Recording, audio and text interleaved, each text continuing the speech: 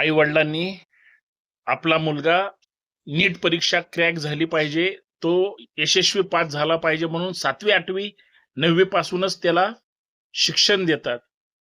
लाखो रुपये मुलांवर खर्च करतात. मुलं सुद्धा आई वडिलांच्या जे डोळ्यातील स्वप्न आहे स्वतःच्या अभ्यासातून कर्तृत्वातून पूर्ण करण्याचा प्रयत्न करतात.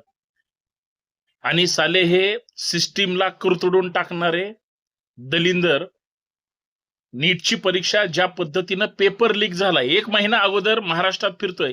हे जे प्रायव्हेट कोचिंग क्लासेस वाले आहेत यांनी बाजार मांडला या शिक्षण व्यवस्थेचा आणि त्यांच्या एजंटनी. आणि गल्लीपासून दिल्लीपर्यंत यांचं एक मोठं चेन सिस्टीम आहे. पेपर लीक करून हजारो कोटी रुपये कमवायचे. नीटचा एक पेपर लीक झाला, त्या पेपरची किंमत होती 28 लाख रुपये.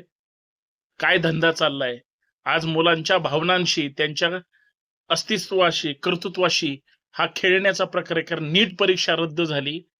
लाजा वाटल्या पाहिजेत सगळ्यांना की तुम्ही तरुण मुलांच्या भवितव्याचा आणि त्यांच्या स्वप्नांचा तर चुरडा करतात, पण आयुष्याची राख रांगोळी सुद्धा करतात.